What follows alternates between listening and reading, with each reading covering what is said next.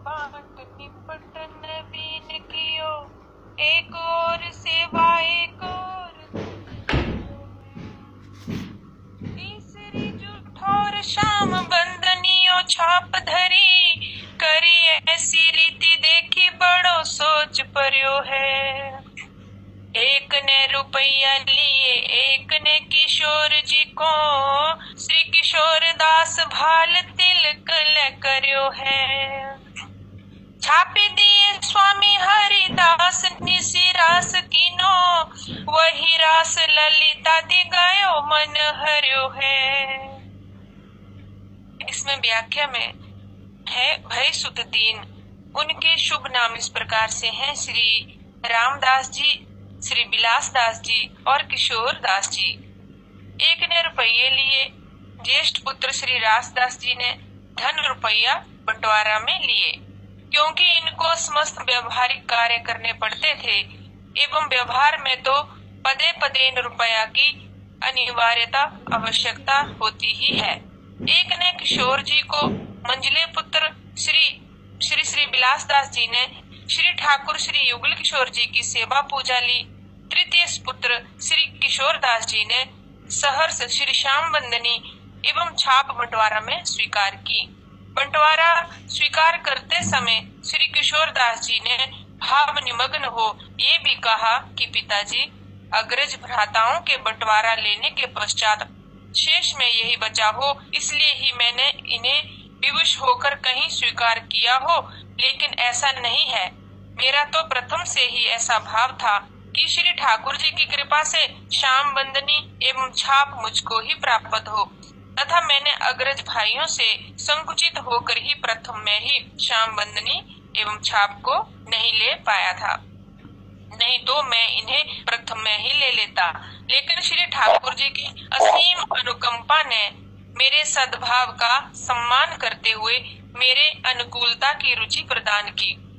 इस प्रकार से श्री किशोर दास जी के भाव शब्द श्रवण कर पिता श्री हरिराम व्यास जी ने इन्हें निज हृदय स्थल से आलिंगन कर गदगद स्वर होकर कहा, पुत्र, तुमने पिता की अमूल्य संपत्ति को पाया है। मेरा तो पुत्र यथार्थ में ही सर्वस्व धन यही ही है। फिर श्री हरिराम व्यास जी ने श्री किशोर दास जी को स्वामी श्री हरिदास जी से छाप प्रदान करवाई। स्वामी श्री हरिदास जी ने इनमें भक्ति भाव प्रतीत कर उपासना रहस्य का बोध कराने के पश्चात आपने दिव्य दृष्टि भी प्रदान की। इसके फलस्वरूप ही श्री किशोर दास जी को धीर समीर तट पर श्री प्रिया प्रीतम के दिव्य रास केली का दर्शन प्राप्त हुआ। उस समय श्री किशोर दास जी ने इस पद का गायन किया। लाल लटकंता यौवन मनता, खेलत रास अनंता।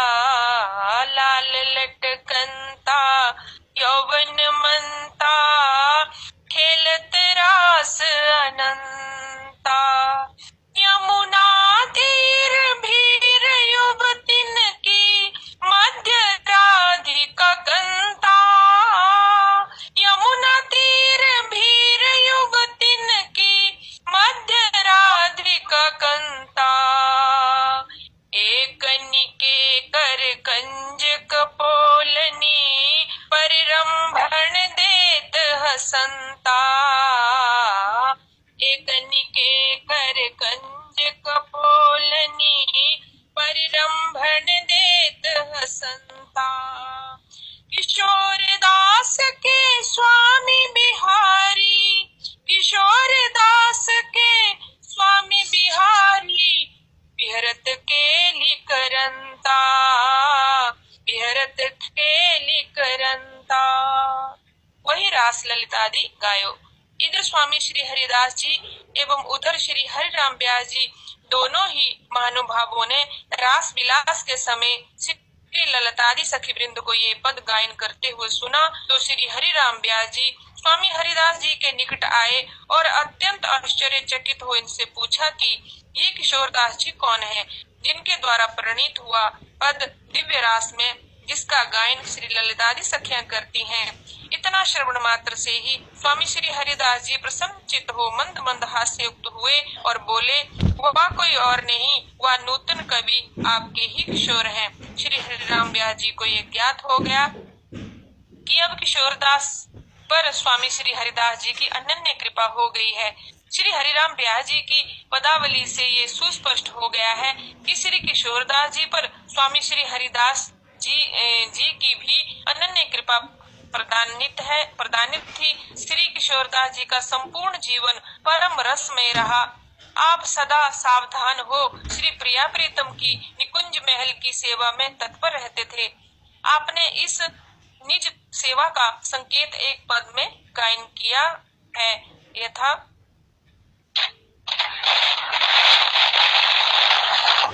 चक्र चूड़ा नृपति मणि सामरो राधिका तरुणी मणि पटरानी फल न बिचुरत दो जात नहीं ताह को व्यास महलन लिए पीक दानी।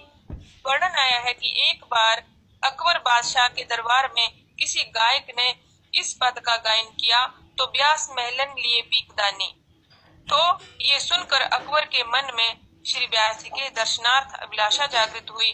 अकबर अवकाश पाकर श्री वृंदावन आया और श्री व्यास जी का दर्शन करने के अनंतर अकबर बादशाह ने श्री व्यास जी के श्रीमुख से पुनः वह पद सुनने के पश्चात समस्त रात्रि श्री भगवत वार्ता में ही व्यतीत कर दी। श्री व्यास जी भी भाव विभोर हो समय का भान भूलकर श्री निकुंज लीला के पद गायन में मन मगन रहे। प्रातः काल होने पर अकबर बादशाह ने व्यास जी से पूछा कि आज तो आपने समस्त रात्रि पद गायन में ही व्यतीत कर दी, आज महलों में पीकदानी किसने ली होगी। ये सुनते ही श्री व्यास जी को सेवा का ध्यान हो आया और तत्काल ही सेवा कुंज की ओर अति तीव्र गति से चले गए।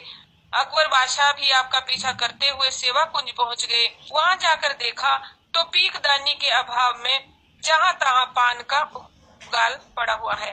इस प्रकार से देखकर श्री बादशाह अत्यंत ही लज्जित हो श्री व्यास जी के श्री चरणों में पड़कर क्षमा याचना करते हुए प्रचुर धन भेंट में देने लगे। श्री व्यास जी ने उस समय इस पद का गायन किया।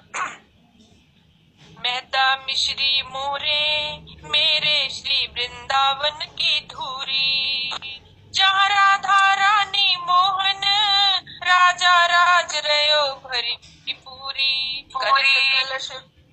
कनक कलश करुआ में मोती खासा ब्रज कमर निचूरी, हरि बंस बताई अपनी जीवन मूरी। बादशाह ने इनकी आकांक्षा न होने पर भी सेवा विस्तार के लिए बहुत सी भूमि भेंट में अर्पित कर दी। श्री व्यास जी अत्यंत ही विनोदी मनोरंजक संत थे।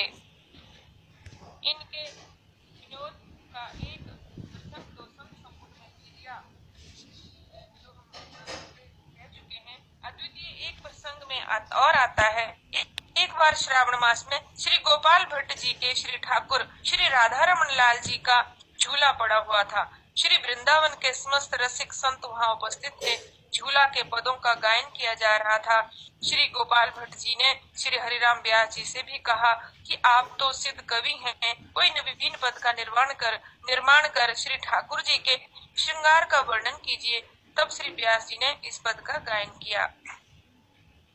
झूले मेरे गंड की नंदन, मानहु भटा कड़ी में बोरे अंग लगाए चंदन।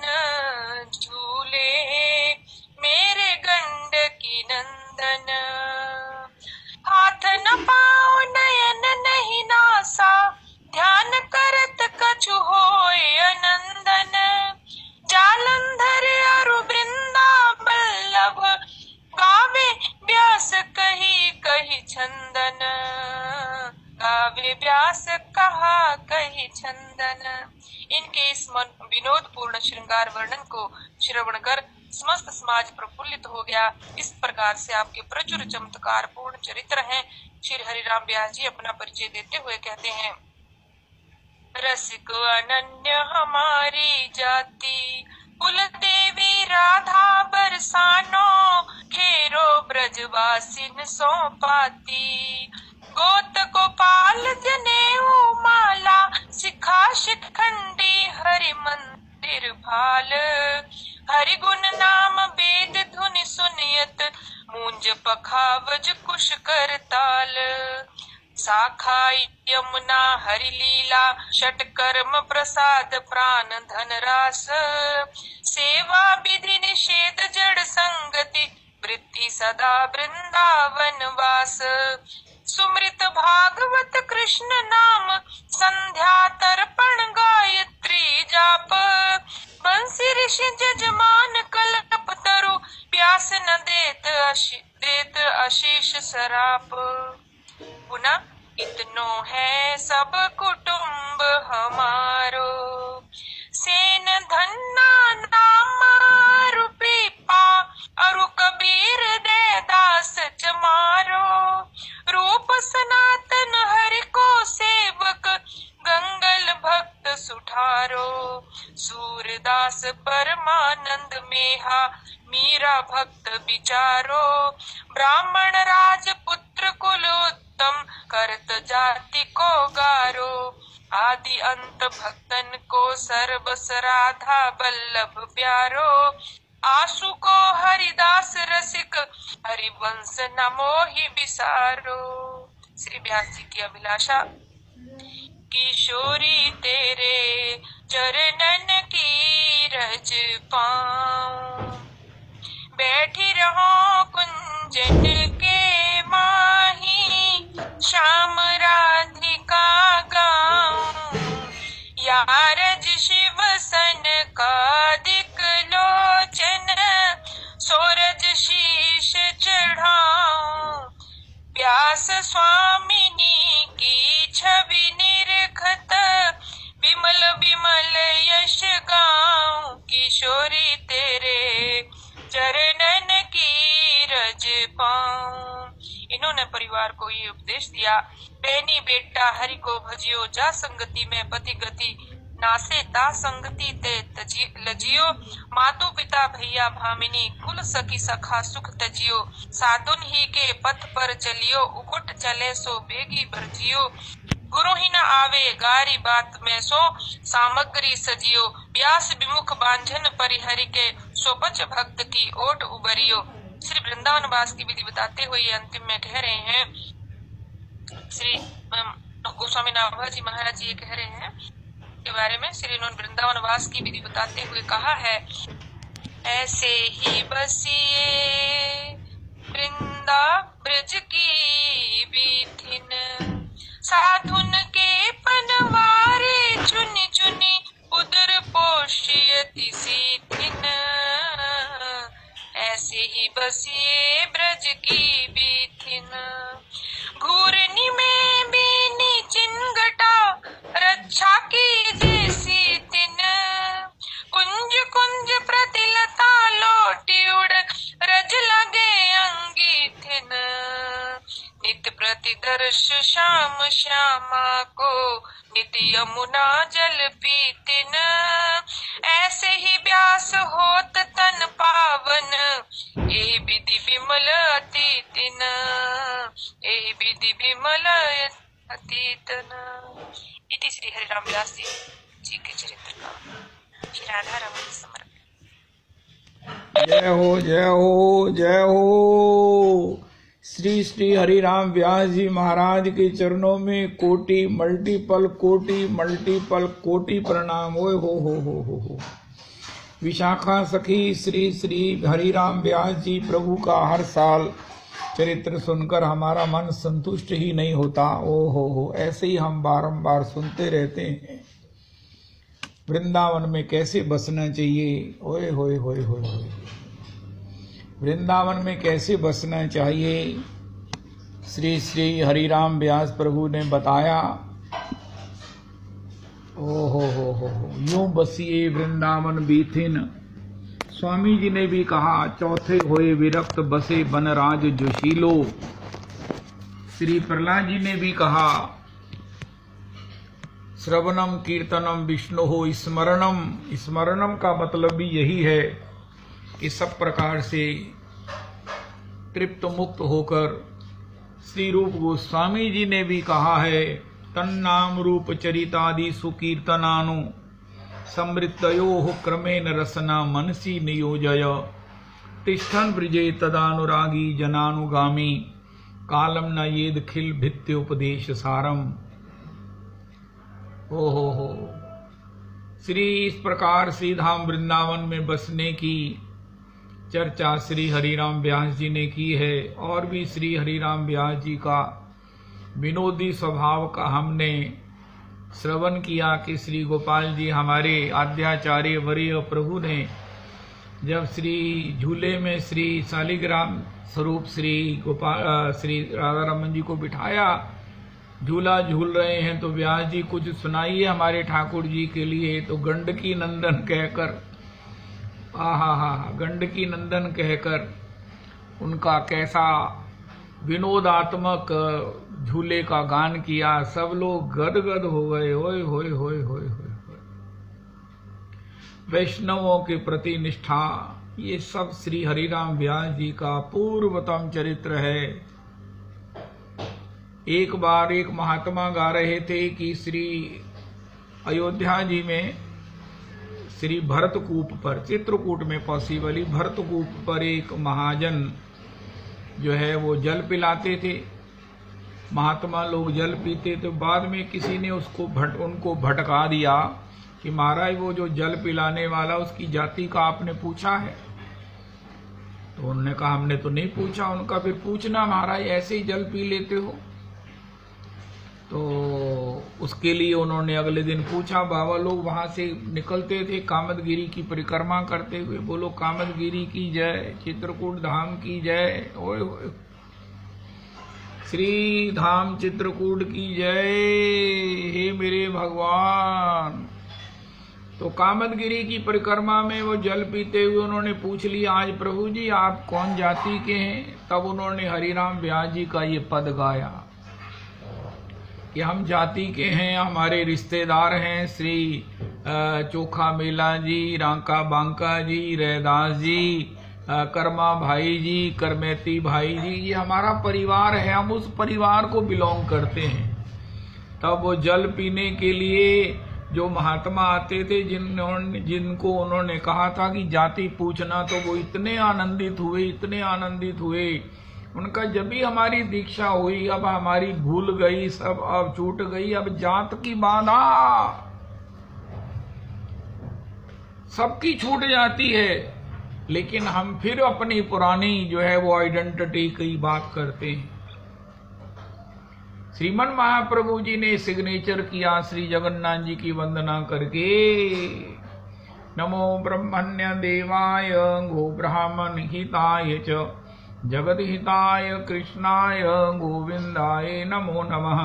जयति जयति देवो देवकी नंदनो सौ, जयति जयति कृष्णो वृष्णि वंश प्रदीप, जयति जयति मेघ श्यामला कोमलांगो, जयति जयति पृथ्वी भारनाशो मुकुंद, जयति जन्निवासो देवकी जन्मवादो, यदुवर परिषद सबैर्दो वियस्यन् अधर्मम, स्थिरचर ब्रज नग्न सुस्मित श्री मुखेन ब्रजपुर वनितानां वर्धयन् कामदेवम्। नाहं विप्रो न च नरपतिर्नापि वैश्यो न शूद्रो, नाहं वर्णी न च ग्रहपतिर्नो वनस्थो यतिर्वा, किंतु प्रोद्यन्निखिल परमानंद पूर्णामृतावधे, गोपी भर्तुः पद कमलयोर दास दासानुदास, दास दासानुदास। ये हमें अस अभिमान जाए जनि भोरे, ये अभिमान हमको हो जाना चाहिए। ये भजन होने पर होता है। श्री श्री भक्ति रसामृत सिंधु में लिखा है, ये बहुत आगे चलकर होता है, लेकिन अभी उसका अभ्यास करना चाहिए। अभी हमको अपनी प्राकृतिक, ये भौतिक या पूर्व की जो है वो पहचान नहीं रखनी चाहिए, नहीं बतानी चाहिए। अब वो छूट गई है। दीक्षा के समय द्विज, यज्ञोपवीत के समय द्विज जाति हो जाती है, नया जन्म होता है। अगर हम अपने पुराने ही मायके के परिचय देते रहेंगे तो फिर अध्यात्म में कौन पहचानेगा। ये जितने नाम पुरुषोत्तम भगवान ने सभी वैष्णवों को दिए हैं, यहाँ परिकर को दिए हैं, इसी नाम से अपना परिचय दीजिए। कम से कम परिकर में तो यही परिचय दीजिए। कृष्ण पददास, श्री श्री जगदीश दास, श्री श्री धाम प्रिया, श्री धाम प्रिया। एक नाम कल मुझे मिला है, वो किसी को देना है, वो है ब्रजदास। दूसरा नाम मिला है हरिदास दास। ये मैं ढूंढ रहा हूं किनको देने हैं। हाय हाय हाय, नामावली आ रही है, अब किसके लिए हैं वो अब मिलेंगे जब उनको रखेंगे। क्या बात है, क्या बात है, वाह वाह वाह वाह वाह। मेरी खुशी की सीमा नहीं रही जब किसी वो बताया कि मुझे वहां से आवाज उसी नाम से पड़ी है जो नाम मुझे पुरुषोत्तम मंदिर से मिला है। पुरुषोत्तम मंदिर से नहीं मिला, पुरुषोत्तम भगवान ने दिया है, मैंने किसी को नाम नहीं दिया। रविदास जी, मेरे को जब कोई कहता है तो मैं चुप कर जाता हूँ, वो पुरुषोत्तम भगवान ही कान में कह देते हैं ये इसका नाम है। वृंदावन दास, हरि प्रिया, कीर्तन प्रिया, सत्संग प्रिया, गुरु प्रिया, वेणु प्रिया, वो क्या कहते हैं, विठल प्रिया, ओहो विठल किंकरी, श्री राधे श्री राधे श्री राधे। इसलिए अपने को इसी नाम से जो है वो यहाँ अपने नाम के साथ बीच में वो इन्वर्टेड कॉमास में इसी नाम को लिखो।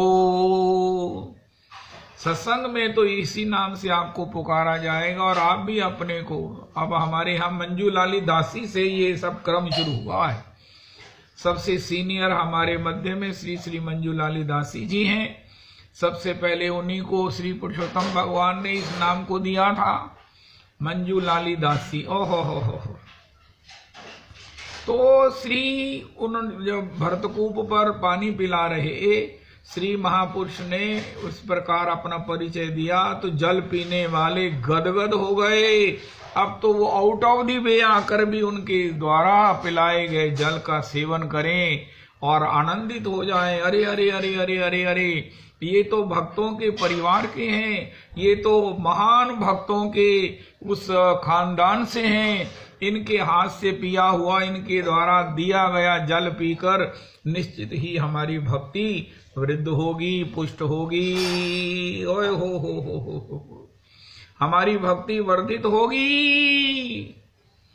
तो ये भक्तों के चरित्र से हम धीरे धीरे अपनी भक्ति का और सब प्रकार से परिष्कार और उसकी सज्जा, ऑर्नामेंटेशन और उसकी डेकोरेशन कर सकते हैं। यद्यपि भक्ति इतनी सुंदर है कि वो उसको कोई डेकोरेशन और ऑर्नामेंटेशन की जरूरत नहीं है। ऑर्नामेंटेशन, डेकोरेशन की बजाय ऑर्नामेंटेशन की जरूरत नहीं है। लेकिन ऐसे भक्तों के चरित्र को गाकर मैं बड़ा आनंदित हूं। मैं ठाकुर जी को क्या बताऊं।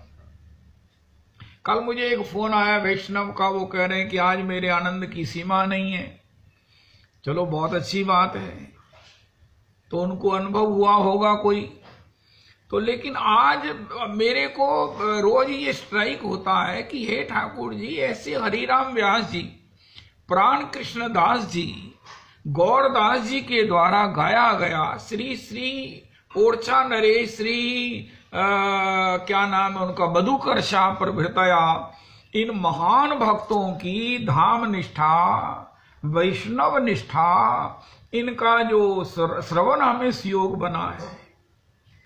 वरना असी जे तू फड़दा न साडी बा असा लुट जाना सी, सानू किते न मिलनी था असा लुट जाना सी। क्या सुन रहे होते, क्या कर रहे होते, क्या सोच रहे होते, क्या बनने के विषय में मिथ्या स्वप्न देख रहे होते। लेकिन धन्य है कि हम सवेरे श्री हरिराम व्यास जी की भक्ति सुनते हैं, उनका भजन के विषय में सुनते हैं, प्राण कृष्ण दास जी की संत सेवा को सुनते हैं और उसका पुरस्कार किस प्रकार नित्य लीला में श्री जगदीश दास जी जिस स्थिति में है, जगदीश दास जी अगर प्रियालाल जी की सेवा में है तो वहां कृष्णदास जी भी पहुंच गए हैं। ये सेवा है, सेवा सेवा सेवा जो हमको सेवा प्राप्त है। हाँ, जो हमें सेवा प्राप्त है। देखो रविदास जी, हम जाकर संतों की सेवा करें, ये तो बहुत बड़ी बात है, बहुत बड़ी बात है। मेरा ख्याल ये है कि ये असंभव है कि किसी को सेवा मिल जाए। सेवा तो आज भी उपलब्ध है, लेकिन करने का साहस किसमें है। जैसे कोई कहे, श्री प्रहलाद जी का एक वचन है, हित्वा आत्मपातम ग्रहमंद कूपम वनम गतो यद हरिमाश्रयेत। देखो आज के सत्संग का रविदास जी जितने साल सत्संग हो गए ना, उसका सार मैं अभी आपको निवेदन कर रहा हूं। जैसे कहते ना, आपने भागवत जी 7 दिन नहीं सुनी तो अभी सुन लो, 7वें दिन तो आपको सारी भागवत जी सुनने का आनंद प्राप्त हो जाएगा। आज तक ये सत्संग जब से हो रहा है, उसकी सार बात आज के सत्संग में अभी अभी सुनो। वो क्या है? श्रीमद् भागवत जी में प्रहलाद जी ने जो सर्वप्रथम जो अपना अनुभव श्री पिता हिरण्यकश्यप को बताया, वो क्या है? तत्साधु मन्ये असुरवर्य देहिनाम सदा समुद्विग्न धियाम असद आग्रहात् हित्वा आत्मपातम ग्रहमंद कूपम वनम गतो यद हरिम आश्रयेत।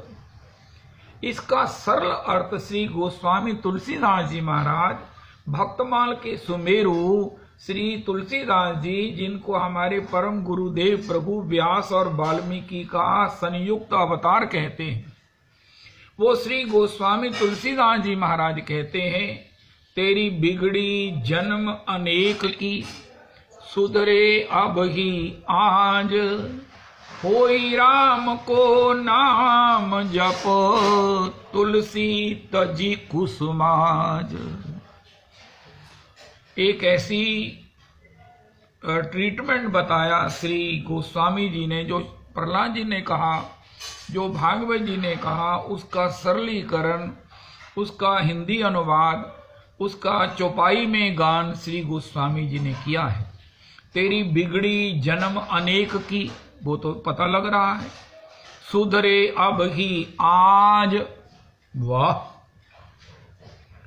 आज ही सुधरे और अभी सुधर जाएगी, वाह। होई राम को नाम जप तुलसी तजी कुसुमाज। इसका अर्थ क्या है?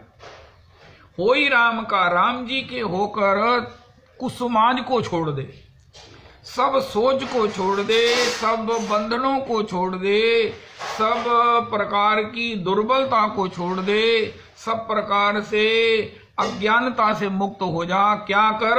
होई राम को नाम जप, धाम में जाकर अपने देश में, अपने गांव में, अपने परिवार में किसी भजनानंद की सेवा में लग जा, बस। दयाल दास और श्री श्री जगदीश दास जी की तरह श्री श्री के ऐसे चरण कमलों को प्राप्त करो, जो भजन में निपुण हैं, भजन कर रहे हैं, भजन कर सकते हैं, भजन का जिनका स्वभाव है, उनकी तन मन धन से सेवा में लग जाओ। उनकी किसी भी प्रकार से सेवा को न्यूनाधिक्य न मानकर उनके मल इत्यादि का भी मार्जन बड़े संतोष से करो। आपका भजन सर्वप्रथम यही है, आपको निश्चित जीवन का श्रेय प्राप्त हो जाएगा, निश्चित जीवन का श्रेय प्राप्त हो जाएगा। ये जो प्रहलाद जी की बात है, जो श्री गोस्वामी जी ने अनुवाद किया है, उसका अर्थ ये है, इसको ऑल ओवर दी महात्माओं में ट्वीट कर दो। अगर किसी महात्मा के पास 1 मिनट फुर्सत होगी, वो इसको देखेंगे, अगर इसमें कोई गलती होगी तो फोन नंबर मेरा ही देना। होई राम को नाम जप, तुलसी तजी कुसुमाज। कुसुमाज का मतलब जितनी भी दुर्बलताएं हैं, जितनी भी मान्यताएं हैं, जितने भी बहाने हैं, उन सबको छोड़कर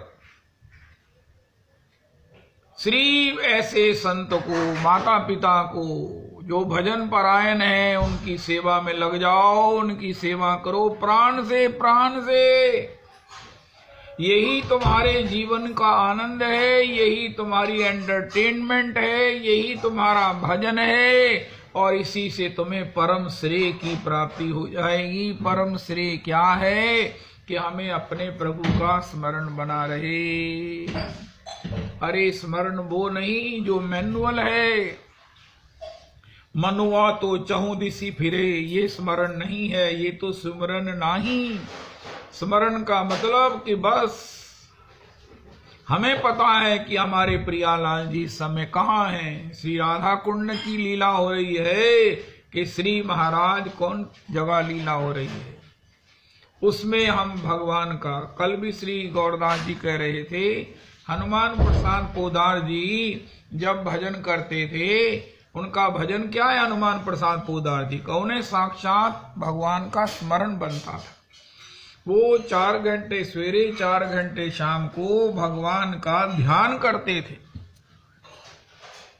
ध्यान कैसे करते थे? खुली आंखों से। उन्होंने जो जो भगवान श्रीमन नारायण का, भगवान के स्वरूप का ध्यान किया है, वही गीता प्रेस जी की बुक्स में फ्रंट पेज पर हमें दर्शन को प्राप्त होता है।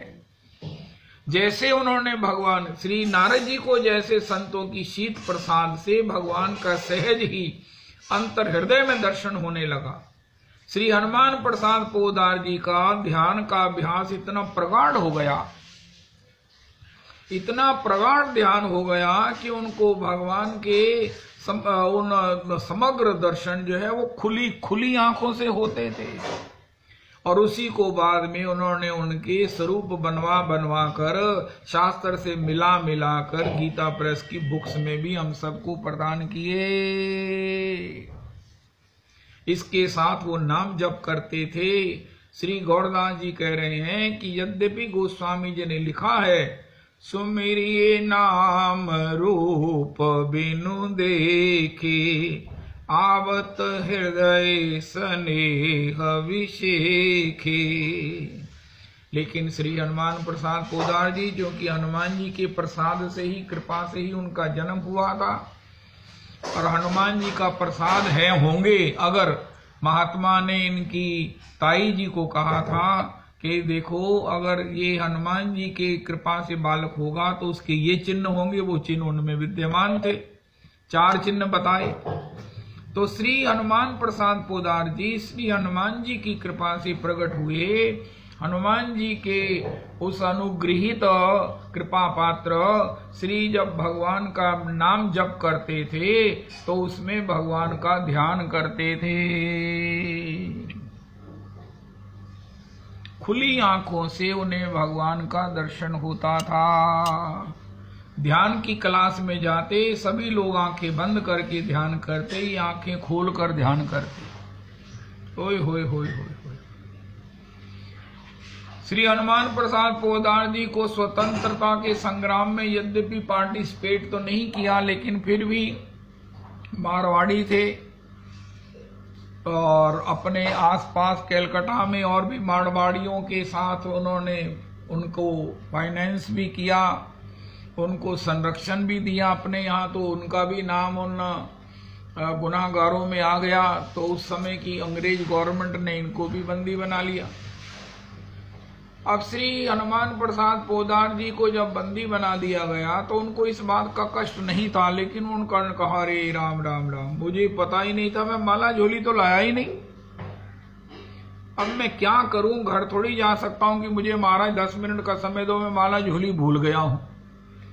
तो उन्होंने उस जेल के बाद जो वो चौकीदार थे उसे कहा, भैया आपके पास कहीं इधर उधर माला झोली मिलेगी? उनका, अरे माला झोली कहाँ से मिलेगी जेल में, जेल में माला झोली तो आप ही ने मांगी है। तो उनका, ऐसा कर मुझे कुछ दे दे जिसे मैं माला झोली के रूप में प्रयोग कर सकूं, तो उन्होंने उनको एक कील दिया। उनका इससे तुम दीवार पर 108 निशान बना लो और उनको ही जो है वो चिन्हित करते रहो, 108 फिर ऐसे ही करके करो। तो हनुमान प्रसाद पोद्दार जी ने उस कील से 108 रेखाएं खींची और उसी को मन के मानकर भजन करते रहे, क्योंकि इनको ये निश्चित था कि भैया नाम करना है संख्या से, संख्या से, संख्या से। और उसी नाम भगवान ने ऐसी कृपा किया, ऐसी कृपा किया कि उनको जेल जाने का कष्ट नहीं हुआ, और उसमें भी वो भगवान का कोई अदृश्य अनुग्रह अनुभव करते रहे। भगवान का 3 महीने इनको जेल हुआ, और 3 महीने के जेल के समय में हरि नाम करते हुए, हरि नाम जप करते हुए इनको भगवान की अपूर्वतम कृपा का अनुभव हुआ कि भगवान ने मुझे एकांत में नाम स्मरण करने का, अभ्यास करने का, जब मैं अहरनिश नाम रटूंगा तो मेरे को अभ्यास हो जाएगा। और साथ में जब भगवान का ध्यान करते तो 4 घंटे सवेरे 4 घंटे संध्या को समय का भान ही नहीं रहता। यद्यपि 3 महीने के बाद इनके प्रति कोई प्रूफ न मिलने के कारण गवर्नमेंट को इन्हें छोड़ना था, लेकिन उन्होंने कहा कोई गवाही नहीं मिल रही है, कोई प्रूफ नहीं मिल रहा है, लेकिन इन्हें छोड़ भी नहीं सकते। ये तो निश्चित है कि इन्होंने इन क्रांतिकारियों की हेल्प की है। फिर उनको जो है वो फिर कारागार में डाल दिया गया किसी घर में। तो वहां भी जो है वो अपने भजन के अभ्यास से जो है ना ये और निखर के आए। वहां रहते हुए इन्होंने श्री नारद भक्ति सूत्र की व्याख्या लिखी। रोज विष्णु सहस्त्रनाम जी का पाठ करते थे श्री हनुमान प्रसाद पोद्दार जी। रोज हरि नाम जप करना, विष्णु सहस्त्रनाम जी का पाठ करना और श्री भगवान का ध्यान करते हुए भगवान के नेत्र कमल कैसे हैं, करुणा बरसाते हुए, अनुग्रह की वर्षा करते हुए। मुझे तो देखना है कि भगवान मेरे को क्षमा करते हुए मुझे ये कह रहे हैं कि मैंने क्षमा किया, आगे से नहीं करना। मैं कहता हूँ महाराज आप ही कृपा बनाए रखना, ये भी कृपा आप ही करो कि मेरे द्वारा और भी अपराध ना हो, गलतियां ना हो, मेरे दोष निवृत्त हो जाएं, मुझे भजन करना आ जाए, कैसे बैठना है, कैसे मंत्र जप करना है, कैसे आप रीझेंगे, ये सब अकल, ये सब तमीज आप ही दे दो।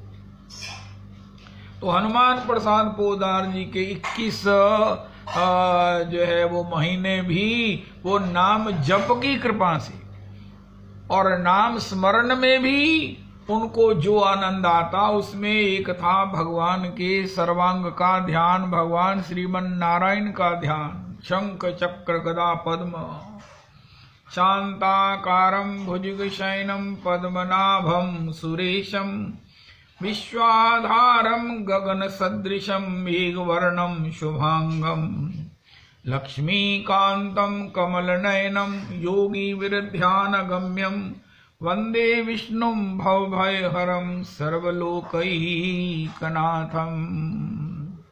यं ब्रह्मा वरुणेन्द्र रुद्र मरुता स्तुन्वन्ति दिव्यैस्तवै वेदैः साङ्गपदक्रमोपनिषदैर्गायन्ति यं सामगा ध्यानावस्थित तद्गतेन मनसा पश्यन्ति यं योगिनो यस्यान्तं न विदुषुरासुरगणा देवाय तस्मै नमः। सशंख चक्रं सकिरीटकुण्डलं सपीतवस्त्रं सरसीरुहेक्षणं सहार वक्षस्थल कौस्तुभश्रियं नमामि विष्णुं शिरसा नमामि। ओम पूर्णमदा पूर्णमिदं पूर्णात् पूर्णमुदच्यते पूर्णस्य पूर्णमादाय पूर्णमेवावशिष्यते। खुली आंखों से जो उनके चरित्र में वर्णन है वो तो 4-6 बार दर्शन का है, लेकिन गोवर्धन जी कहते हैं उनको मैनी टाइम्स भगवान को एक खुली आंखों से दर्शन हुए। और उसमें एक बात और विशिष्ट है कि उन्होंने इस दर्शन के आनंद को बड़े खुले हृदय से सबके सामने गाया भी। उनका प्रभु जी ये तो गोपन रखने वाली बात होती है, उनका गोपन रखने वाली बात भी एक पक्ष है, लेकिन किसी को प्रेरणा के लिए ये गोपन को भी उजागर करना मुझे अधिक हितकर लगता है। इसलिए मैं इसे ओपन कर रहा हूं कि कोई कहे कि मुझे भगवत दर्शन नहीं हो सकते, मैं भगवान का ध्यान करूं कि ना करूं, मैं को भगवान का ध्यान नहीं होता। उनका तुमने केवल अटेम्प्ट करना है। श्रीमद् भागवत जी में सुखदेव जी ने कहा भगवान की ध्यान विधि शुरू में ही सर्वप्रथम श्री श्री जब सुखदेव जी ने बताया कि परीक्षित मरण धर्मा जीव का क्या धर्म है, वो अपने हृदय में भगवान को अवस्थित करे, भगवान को विराजमान करे, विराजमान भगवान का दर्शन प्राप्त करे, अनुभव प्राप्त करे, तो उसमें भगवान के ध्यान की विधि बताई गई है सर्वप्रथम भागवत जी में। कैसे भगवान के चरण कमल हैं, कैसे भगवान के हस्त कमल हैं, कैसे भगवान का नाभि कमल है, कैसे मुस्कुराता हुआ करुणा परिवर्षित करता हुआ सबको अपनाने के लिए उत्सुक हुआ, सबके लिए सब प्रकार से अपनत्व का अनुभव कराता हुआ ये भगवान का मुख कमल है। सर्वांग भगवान की अति अति अति सुंदर है। ये ध्यान विधि जो शुरू में भागवत जी में बताई गई है श्री हनुमान प्रसाद पोदार जी, उसी के अंतर्गत और मुख से हरि नाम करते करते जो है वो इतने निमग्न हो गए, इतने निमग्न हो गए कि जेल में उन्होंने अपने अंतर में स्फुरित गीता जी की टीका लिखी। गीता जी का जो है वो प्रवचन किया। जय दयाल गोयनका जी उनके जीवन में विशेष करके सहयोगी थे। एक बार श्री हनुमान प्रसाद पोदार जी बॉम्बे में अपने वो ज्वाला प्रसाद जी के आग्रह से वहां गए कि तुम यहाँ आ जाओ, यहाँ कारोबार भी मिलेगा और भजन भी करेंगे। तो ज्वाला प्रसाद जी ने उनको कहा कि जय दयाल गोयनका जी इस समय भगवत कथा कहने में अपूर्व है। उनकी वाणी में जो रस बहता है, उनकी वाणी में जो भगवत आनंद का प्रवाह होता है, वो किसी के प्राणों को भी सब प्रकार से भगवतमय करने वाला है। तो हनुमान जी आप अगर कहेंगे तो वो आएंगे। उन्होंने कहा भी और वो आए भी। श्री गोयनका जी ने, जय दयाल गोयनका जी ने कितने दिन सत्संग किया। वो सत्संग कोई 1 घंटा नहीं था, सवेरे 7:15 से 8:15 होगा। दिन भर सत्संग होता गोयनका जी का। सवेरे 3 बजे सब लोग तैयार होकर आ जाते, भगवान की आरती बंद होती, स्तवन होता, भगवान की सब प्रकार से स्तवन स्तुति होती, और जो है वो संकीर्तन के बाद श्री गोयनका जी गीता जी पर प्रवचन करते। प्रवचन के बाद सब लोग जो है वो अपना जप करते, और जप के बाद श्री मानस जी का पाठ होता। बड़े सुर स्वर से, बड़े अद्भुत स्वर से मानस जी का पाठ होता। प्रसादम प्रसादम के बाद थोड़ा सा विश्राम, और उसके बाद पुनरपि संकीर्तन शुरू। संकीर्तन के बाद पुनरपि गोष्ठी, गोष्ठी के बाद पुनरपि श्री गीता जी का सत्संग, उसके बाद फिर नाम संकीर्तन, और उसके बाद फिर मानस जी की चौपाइयों का पाठ। 24 घंटे मानो सत्संग होता। किसी को देह की, किसी को अपने घर परिवार में कोई असुविधा नहीं होती, सब लोग उसमें रम जाते। गोयनका जी का ऐसा व्यक्तित्व था, ऐसे परम भागवत गोयनका जी थे, सेठ थे। वो हनुमान प्रसाद पोदार जी को छोटा भाई मानते थे। हनुमान प्रसाद पोदार जी भी उनके चरणारविंद में समर्पित थे। जब गोयनका जी ने कहा कि अब मैं जाऊंगा अपने, तो सब लोग दुखी हो गए। तो श्री वो ज्वाला प्रसाद जी ने कहा महाराज आपकी एब्सेंस में सत्संग कौन करेगा, उनका ये हनुमान करेगा। अब श्री हनुमान प्रसाद पोदार जी ने पहले प्रवचन किया नहीं था, उनको बड़ा संकोच हुआ। तो फिर उन्होंने ज्वाला प्रसाद जी ने कहा जब आपको कह दिया है तो आपको शक्ति भी दे दी है, आप करिए। अगले दिन से जैसे ही श्री हनुमान प्रसाद पोदार जी ने गीता जी का सत्संग किया, सब लोग जो है वो गदगद हो गए। अरे महाराज, ऐसा सत्संग, ऐसा गीता जी का प्रवचन। साल भर उन्होंने एक गीता जी पर प्रवचन किया। गीता जी के 18वें अध्याय का 66वां श्लोक, केवल इस श्लोक पर श्री हनुमान प्रसाद पोदार जी महीना भर बोले, और इसमें से जो जूस निकालकर, जो रस निकालकर सब श्रोताओं को परिवेशित हुआ, वो सब लोगों के हृदय में सब प्रकार से भर गया। अब तो हनुमान प्रसाद पोदार जी के मन में आया, गोयनका जी और श्री ज्वाला प्रसाद जी की प्रेरणा से, कि एक प्रेस स्थापित की जाए जिसमें ये प्रवचनों की श्रृंखला जो है वो छोटी छोटी बुक में सबको प्राप्त हो।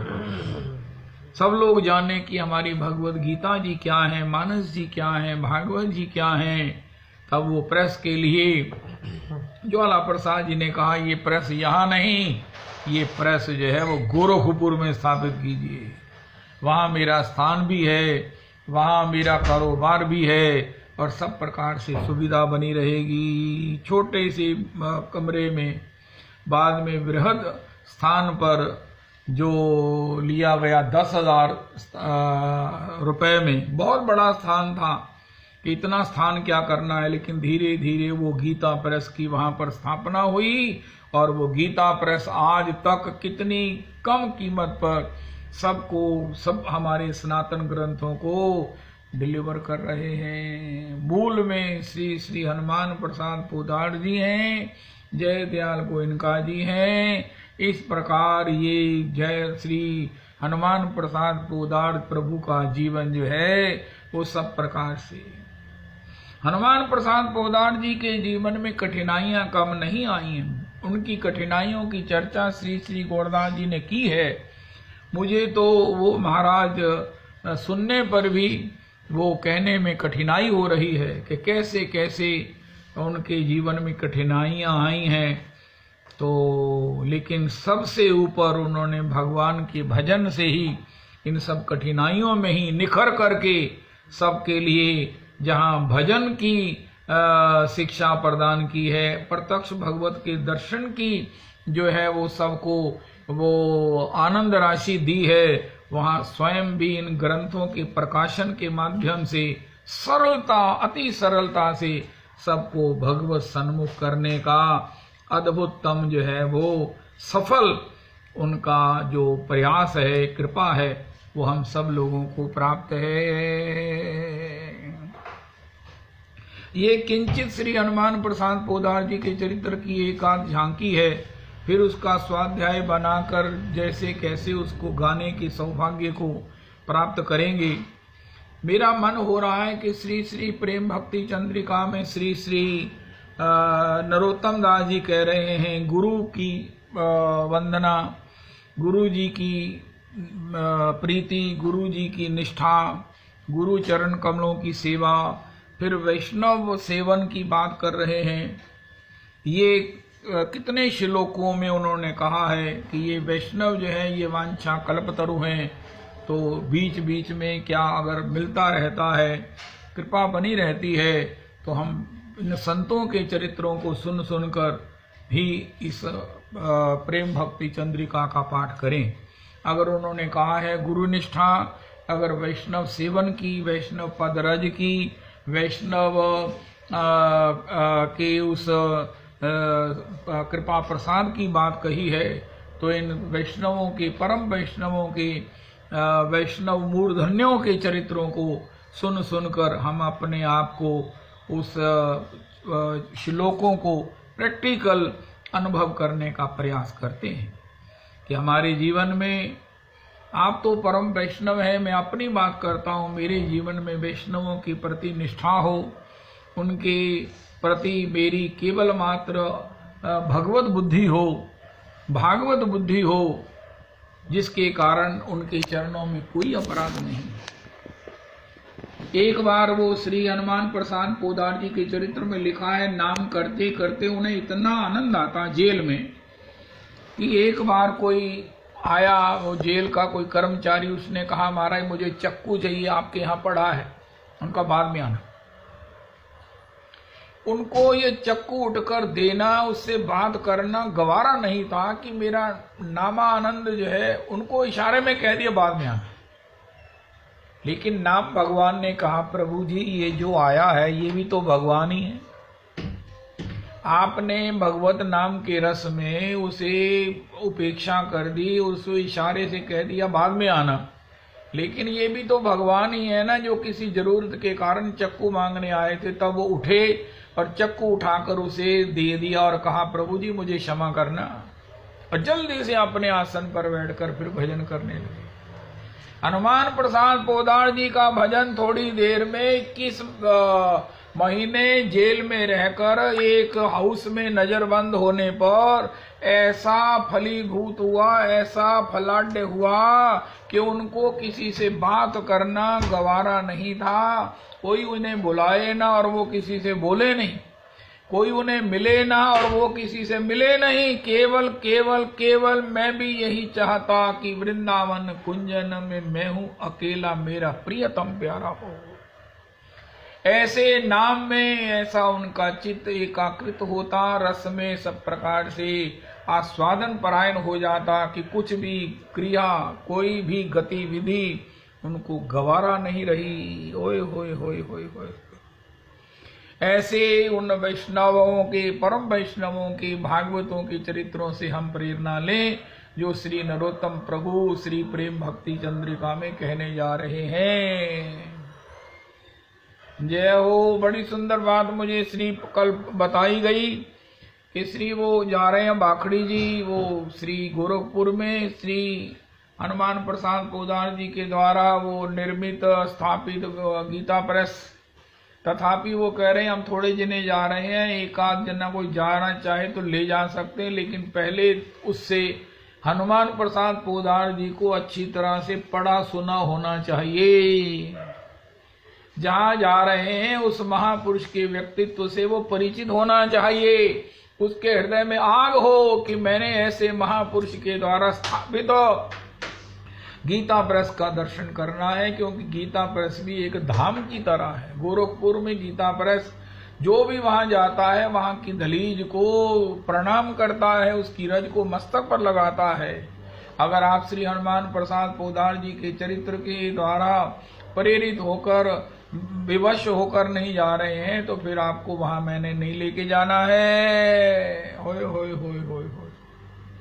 तो श्री श्री हनुमान प्रसाद पोदार जी ऐसे भागवतों का हम जैसे जैसे सुयोग बनता है, और उसमें भी सुयोग की एक बड़ी सुंदर लीला है कि श्री श्री गौरदास जी ने 111 भक्तों के चरित्र गाए हैं और सब वो उपलब्ध हैं।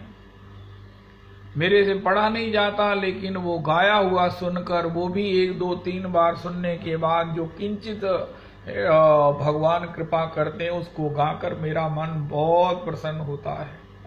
प्राण गोपाल जी को गाकर तो मैं क्या बोलता हूं कि मैंने इसे ऐसे हृदयांगम करना है, ऐसे याद करना है जैसे बच्चे पहाड़े बोलते हैं ना, कि प्राण कृष्णदास जी के चरित्र का एक एक क्षण जो है, जो उपलब्ध है, जो उनके चरित्र में, वो मेरे को वैसे ही कंठस्थ हो जिस तरह 1 दूनी दूनी ते 2 दूनी 4, बच्चे झट से बोलने लगते हैं।